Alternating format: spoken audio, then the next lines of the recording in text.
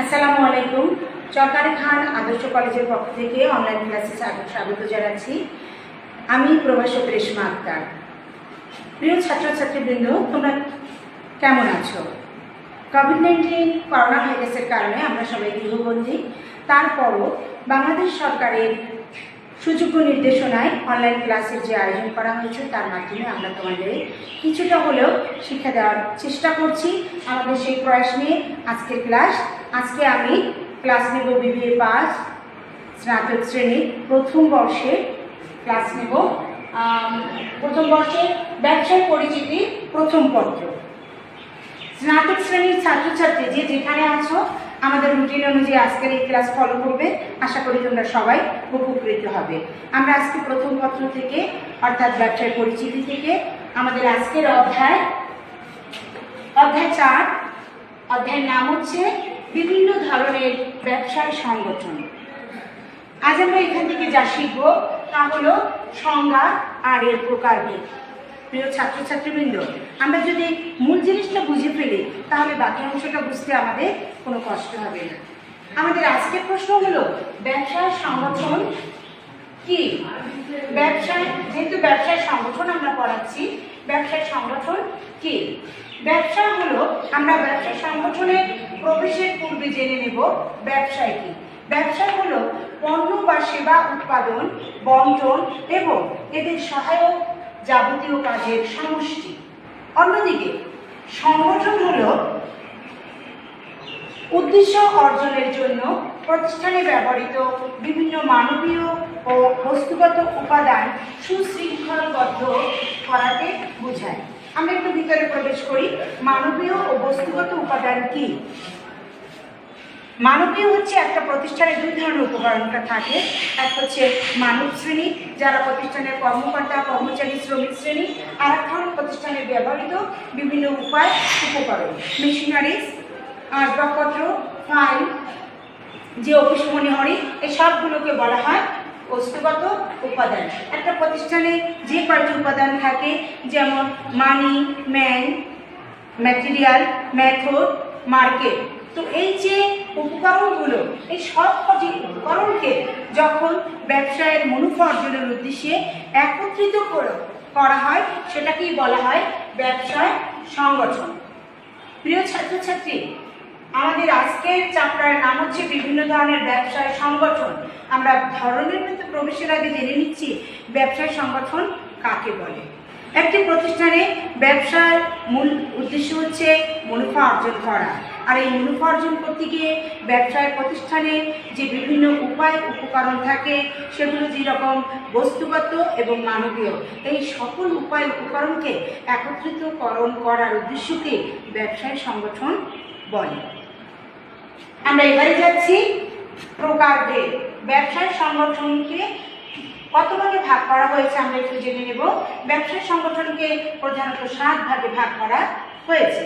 7 ভাগ হলো: এক মালিকানা ব্যবসা, অংশীদারি ব্যবসা, যৌথ মূলধনী ব্যবসা, রাষ্ট্রীয় ব্যবসা, সমবায় সমিতি, যৌথ উদ্যোগের ব্যবসা, সরকারি ও বেসরকারি অংশীদারিত্বের ভিত্তিতে ব্যবসা। এই 7টি ভাগে আমাদের দেশের ব্যবসা প্রতিষ্ঠানকে ভাগ করা হয়েছে। আমরা একটু তোমাদের সুবিধার্থে একটু জেনে নেব কাকে কি বলে। এক মালিকানা ব্যবসা। এক মালিকানা নামের মধ্যে এই সংজ্ঞা এবং উত্তর লুকিয়ে আছে। একজন মাত্র ব্যক্তি দ্বারা গঠিত, পরিচালিত ও নিয়ন্ত্রিত কারবারকে বলা হয় এক মালিকানা ব্যবসা। এক মালিকানা ব্যবসায় সুনির্দিষ্ট কোনো দলিল পত্রাদি নেই। তবে আমরা যদি সিটি কর্পোরেশন কিংবা থানা লেভেলের পৌরসভার মধ্যে ব্যবসা করি, শুধু এই দুটি জায়গায় আমাদেরকে ট্রেড লাইসেন্স করাতে হবে। তাহলে আমরা এক মালিকানা কারবার বলতে কি পেলাম? একজন মাত্র ব্যক্তি দ্বারা গঠিত, পরিচালিত ও নিয়ন্ত্রিত কারবারকে এক মালিকানা কারবার বলে। আর সিটি কর্পোরেশন ও পৌরসভার মধ্যে এই কারবারটি করতে হলে আমাদের ট্রেড লাইসেন্স প্রয়োজন। এছাড়া এক মালিকানা কারবারের কোনো আইনগত ভিত্তি বা উল্লেখযোগ্য কোনো দলিলপত্রাদি নেই। দ্বিতীয় প্রকারভেদ হল অংশীদারি কারবার। সীমাহীন জনগোষ্ঠীর চাহিদা পূরণে যখন ব্যর্থ ছিল দেশ, সেই ধারাবাহিকতায় আবিষ্কৃত হয়েছে এই অংশীদারি কারবারের। অংশীদারি কারবার বলতে আমরা বুঝি যে একের অধিক ব্যক্তি স্বেচ্ছায় একত্রিত হয়ে চুক্তির ভিত্তিতে যে কারবার গঠন করে তাকে বলা হয় অংশীদারি কারবার। অংশীদারি দেশে প্রচলিত 1932 সালের অংশীদারি আইন অনুযায়ী অংশীদারি কারবার গঠন করা হয়। আর এই অংশীদারি কারবারের মূল ভিত্তি হলো চুক্তি। চুক্তি না থাকলে অংশীদারি কারবার গঠন করা যায় না। যেমন এক পরিবারের বাবা এবং তার 5 ছেলে এরা যদি সবাই একত্রিত হয়ে একটি কারবার গঠন করে তাহলে আমরা সেটাকে অংশীদারি কারবার বলতে পারি না। এখানে মালিক একজন এবং তার অধীনে অন্যান্যরা সাহায্যকারী হিসেবে কাজ করতেছে। কিন্তু অংশীদারি কারবার হতে হলে এই বাবা আর 5 ছেলের মধ্যে চুক্তিবদ্ধ সম্পর্ক স্থাপন করতে হবে, চুক্তি অনুযায়ী মূলধন দিতে হবে, সেই অনুযায়ী মুনাফা বন্টন করতে হবে, তাহলেই সেটা হবে অংশীদারি কারবার। আর এই চুক্তিতে অংশীদারি কারবারের মূল ভিত্তি। আর আমাদের দেশে 1932 সালের অংশীদারি আইন প্রচলিত। আমাদের তৃতীয় ব্যবসা হচ্ছে যৌথ মূলধনী ব্যবসা। বাংলাদেশে 1994 সালের অংশীদারি আইন অনুযায়ী 1994 সালে কোম্পানি আইন অনুযায়ী যৌথ মূলধনী কারবার গঠন করা হয়। 1331 সালে যে যৌথ মূলধনী কারবার আমাদের দেশে ইস্ট ইন্ডিয়া কোম্পানি প্রতিষ্ঠিত করে দিয়েছিল, সেটি আমাদের দেশ স্বাধীন হওয়ার পরও আমাদের দেশে প্রতিষ্ঠিত ছিল। দেশ স্বাধীনের পরে 1994 সাল পর্যন্ত আমাদেরকে অপেক্ষা করতে হয়েছে একটি নির্দিষ্ট কোম্পানি আইনের জন্য। 1994 সালের কোম্পানি আইন অনুযায়ী সম্পূর্ণ স্বাধীনভাবে আমরা এই যৌথ মূলধনী কারবারকে, আগে বলা হতো কোম্পানি, সেখান থেকে আমরা নাম পরিবর্তন করে চলে এসেছি যৌথ মূলধনী ব্যবসায়। যৌথ মূলধনী ব্যবসায়ের দুটি প্রধান দলিল থাকে, একটা হচ্ছে স্মারকলিপি আর একটা হচ্ছে পরিমেয় নিয়মাবলী। সর্বনিম্ন যৌথ মূলধনী কারবারের যে প্রধান পার্থক্য পাবলিক আর প্রাইভেট, সেখানে সর্বনিম্ন 2, সর্বোচ্চ 50 প্রাইভেটের ক্ষেত্রে। আর যদি আমরা পাবলিকের কথা বলি সেখানে সর্বনিম্ন 7 এবং সর্বোচ্চ শেয়ার দ্বারা সীমাবদ্ধ সদস্য নিয়ে এই যৌথ মূলধনী কারবার পরিচালিত হয়ে থাকে।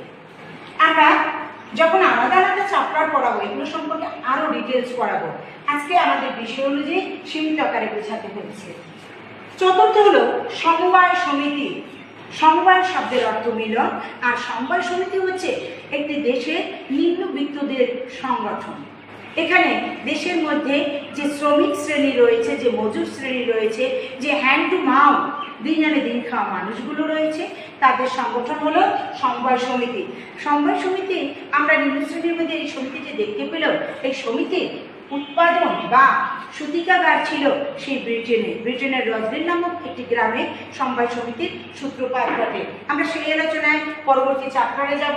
আজকে শুধু বলবো বাংলাদেশে প্রচলিত 2001 সালের সমবায় আইন এবং 2004 সালের সমবায় বিধি অনুযায়ী আমাদের দেশে সমবায় সমিতি সংগঠনটি পরিচালিত হচ্ছে। পঞ্চম হচ্ছে রাষ্ট্রীয় ব্যবসা। সম্পূর্ণ রাষ্ট্রীয় মালিকানাধীন বা জাতীয়করণের মাধ্যমে যে কারবারগুলো আমাদের দেশে প্রচলিত আছে সেটিকেই বলা হয় রাষ্ট্রীয় ব্যবসা। এই কারবারটি গঠন করা হয় মূলত জনগণের কল্যাণ সাধনের উদ্দেশ্যে, সম্পদের সুষম বন্টনের উদ্দেশ্যে এবং দেশের বেকার সমস্যা দূরীকরণের উদ্দেশ্যে। এই 3টি উদ্দেশ্যকে সামনে রেখে রাষ্ট্র কর্তৃক গঠিত, পরিচালিত ও নিয়ন্ত্রিত কারবারকেই বলা হয় রাষ্ট্রীয় কারবার বা ব্যবসা। আমাদের ষষ্ঠ ব্যবসাটি হলো যৌথ উদ্যোগের ব্যবসা। প্রিয় ছাত্রছাত্রী, টিভি স্ক্রিনে তোমরা প্রায় দেখো লিভার ব্রাদার্স বাংলাদেশ। আর যদি তোমরা ইন্ডিয়ান চ্যানেলগুলো দেখো সেখানে দেখো লিভার ব্রাদার্স ইন্ডিয়ান, কিংবা কোনো কসমেটিক্স কিনলে তার গায়ে লেখা দেখো লিভার ব্রাদার্স পাকিস্তান। এই যে এক লিভার ব্রাদার্স বাংলাদেশ, ইন্ডিয়া কিংবা পাকিস্তান, এর কারণ হলো এগুলো হলো যৌথ উদ্যোগের ব্যবসা। দেশ এবং বিদেশ এই 2 উদ্যোগ মিলে যে ব্যবসাগুলো করা হয় যৌথ মালিকানায়, তাকেই বলা হয় যৌথ উদ্যোগের ব্যবসা। আমাদের সপ্তম প্রকার বের হয়েছে সরকারি ও বেসরকারি অংশীদারিত্বের ভিত্তিতে, যাকে আমরা এক কথায় PQ বা PPP নামে আখ্যায়িত করতে পারি।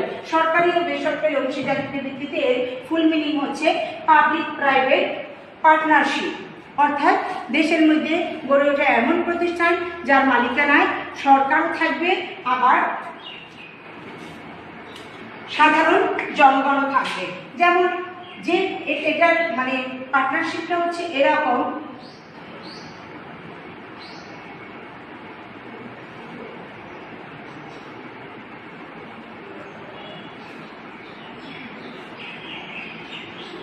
এটা হচ্ছে বেসরকারি আর এটা হচ্ছে সরকারি। কোনো প্রতিষ্ঠানের 49% মালিকানা যদি 49% মালিকানা যদি সাধারণ জনগণের হয় আর 51% মালিকানা যদি সরকারের হয়, তাহলেই সেটাকে আমরা ধরে নেব সরকারি বেসরকারি অংশীদারিত্বের ভিত্তিতে, অর্থাৎ পাবলিক প্রাইভেট পার্টনারশিপ বিজনেস। তো প্রিয় ছাত্রছাত্রীবৃন্দ, আজ আমরা যতটুকু জানলাম আমাদের চতুর্থ অধ্যায় বিভিন্ন ধরনের ব্যবসায়িক সংগঠন সম্পর্কে। এটা হচ্ছে আমাদের এই যে সংগঠনের যে বিভিন্ন ব্যবসায়িক নামগুলো আমরা পেয়েছি, এর প্রত্যেকটির একটি চ্যাপ্টার রয়েছে এবং এর প্রত্যেকটি চ্যাপ্টারে গেলে আমরা এই সম্পর্কে আরও বিশদভাবে জানতে পারবো।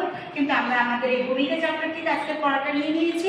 আমরা জেনে নিলাম ব্যবসায় সংগঠন কাকে বলে এবং ব্যবসায় সংগঠনের প্রকারভেদ। ব্যবসায় সংগঠন কাকে বলে আমরা কি জেনেছি, যে মুনাফা অর্জনের জন্য যে ব্যবসা করা হয়, সেই ব্যবসায় মুনাফার সাথে অর্জনের সাথে সম্পৃক্ত যে মানবীয় ও বস্তুগত যে উপকরণাদি আছে তার সকলের একত্রিতকরণ, শৃঙ্খলাবদ্ধকরণ করার যে সমষ্টি, তাকেই বলা হয় ব্যবসায় সংগঠন। এ প্রসঙ্গে আমরা প্রফেসর H.L. হ্যানির একটি সংজ্ঞা নিতে পারি। তিনি বলেছেন, সুনির্দিষ্ট উদ্দেশ্য অর্জন বা মুনাফা অর্জনের উদ্দেশ্যে একটি প্রতিষ্ঠানের বা ব্যবসায় প্রতিষ্ঠানের সকল উপকরণকে একত্রিতকরণ করার প্রক্রিয়াকেই বলা হয় ব্যবসায় সংগঠন। আর ব্যবসায় সংগঠনের প্রকারভেদ আমরা কয়টি পেয়েছি? 7টি পেয়েছি। এক মালিকানা ব্যবসা, অংশীদারি ব্যবসা, যৌথ মূলধনী ব্যবসা, সমবায় সমিতি, রাষ্ট্রীয় ব্যবসা, আর পেয়েছি যৌথ উদ্যোগের ব্যবসা, সরকারি ও বেসরকারি অংশীদারিত্বের ভিত্তিতে ব্যবসা। আজ এতটুকুই, তোমরা ঠিক মতো পড়বে। আগামী ক্লাসে আবারও দেখা হবে। সেই পর্যন্ত সবাই ভালো থাকবে, সুরক্ষিত থাকবে। আল্লাহ হাফেজ।